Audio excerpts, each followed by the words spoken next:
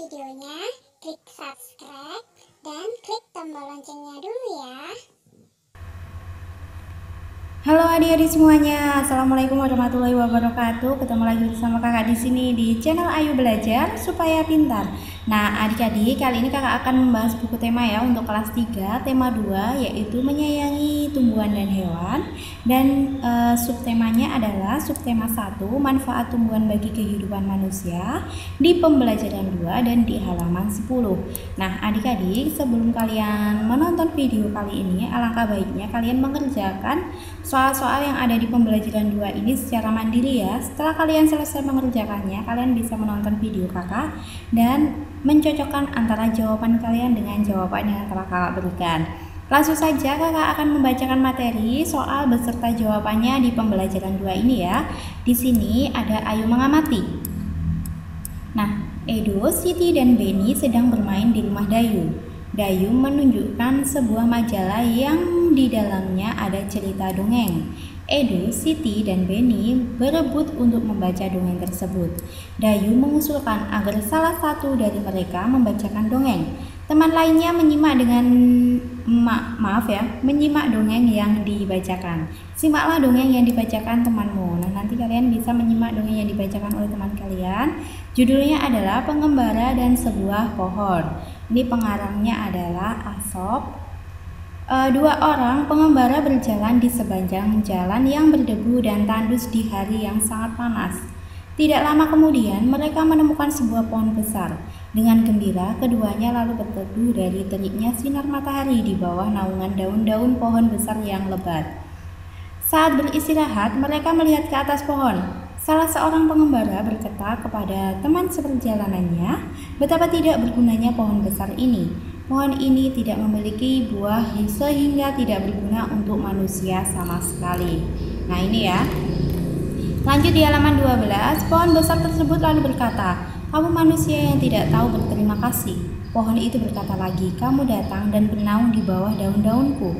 Kamu menikmati teduhnya perlindungan cabang dan daunku. Kamu masih menyebutku tidak berguna sama sekali. Nah, di sini Ayu bercerita, Tuhan menciptakan makhluk hidup dengan tujuan tertentu. Setiap makhluk hidup bermanfaat untuk makhluk hidup lainnya. Tumbuhan bermanfaat untuk manusia, hewan juga memiliki banyak manfaat untuk manusia. Bagaimanakah sikap manusia terhadap tumbuhan dan binatang? Nah, kita harus menjaga dan melestarikannya, karena dengan tumbuhan dan hewan, manusia bisa bertahan hidup. Lanjut di halaman 13, di sini ceritakanlah pesan yang terkandung pada dongeng Pengembara dan Sebuah Pohon. Nah, kita tidak boleh menghina makhluk hidup lain ya, karena makhluk hidup diciptakan mempunyai kelebihan dan kelemahan untuk saling melengkapi. Jadi, setiap makhluk hidup pasti mempunyai kegunaan. Di sini lanjut ada Ayu mengamati. Setelah membaca dongeng Pengembara dan Sebuah Pohon, kita belajar untuk selalu bersyukur. Setiap bersyukur dapat ditunjukkan dengan menyayangi makhluk hidup. Nah, sikap ya maksudnya. Kita simak dialog di bawah ini yuk. Ini ada Beni ya.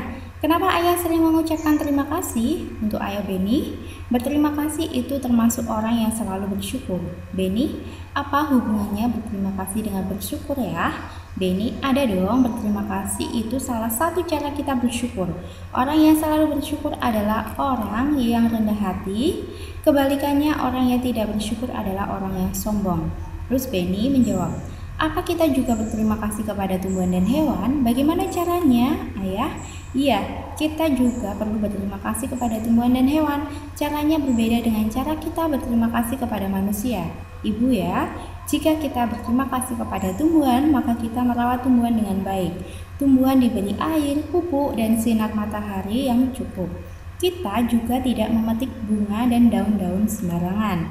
Untuk Beni, bagaimana cara berterima kasih kepada hewan? Nah ya, cara berterima kasih kepada hewan yaitu dengan menyayangi hewan. Kita memberi makan atau minum hewan-hewan. Kita tidak menyiksa hewan. Orang yang pandai bersyukur akan disukai teman-teman. Tuhan juga mencintai orang yang pandai bersyukur. Lanjut ya, di sini ada Ayu menulis.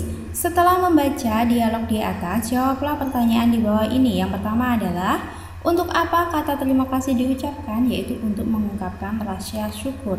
Untuk soal nomor 2, apa yang dirasakan saat kita mengucapkan terima kasih? Yaitu senang dan tenang. Yang ketiga, tulislah 2 pengalamanmu berterima kasih kepada sesama manusia yang telah kamu lakukan. Nah, contohnya yang pertama adalah aku pernah mengucapkan berterima kasih kepada ibu dan ayahku karena beliau telah merawatku dengan baik dari kecil sampai saat ini. Lanjut ya di halaman 16 yang B adalah aku mengucapkan terima kasih kepada temanku karena pada saat itu dia telah meminjami aku pensil ketika aku tidak membawa pensil. Lanjut ya di sini ada ayo mencoba.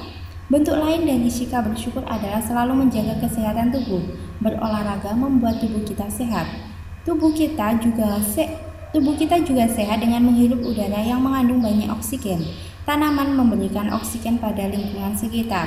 Dengan berolahraga di halaman sekolah, tubuh kita akan terasa lebih segar. Gerakan memutar atau meliukkan badan dapat dilakukan untuk melenturkan tubuh. Dengan demikian, otot tidak kaku dan peredaran darah lancar. Lanjut ya di halaman 17, lakukanlah kombinasi gerakan memutar dan meliuk seperti gambar di bawah ini. Ini ya, badan berdiri tegak. Yang pertama, kepalkan kedua tangan dan letakkan di pinggang. Putarlah badan ke kanan dan ke kiri. Yang keempat, badan kembali berdiri tegak. Yang kelima, rentangkan kedua tangan ke depan. Yang keenam, putarlah badan ke arah bawah atau membungkukkan badan. Lanjut di halaman 18, yang ketujuh itu adalah putarlah badan ke kanan bawah. Yang kedelapan, putarlah badan ke kiri bawah. Yang kesembilan adalah liukkan badan ke atas atau melentingkan badan. Lanjut ya di sini yang terakhir adalah kegiatan bersama orang tua.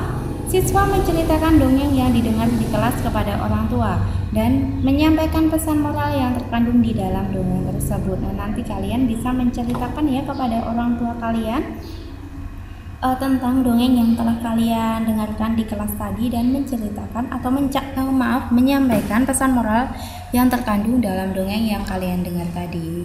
Nah, cukup sampai di sini ya video kakak kali ini. Semoga video ini bermanfaat untuk kalian semuanya dan terima kasih sudah menonton video kakak sampai akhir.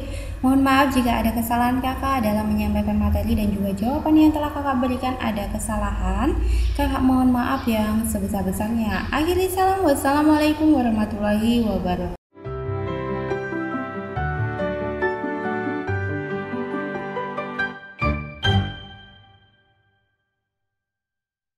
Sebelum nonton videonya, klik subscribe dan klik tombol loncengnya dulu ya.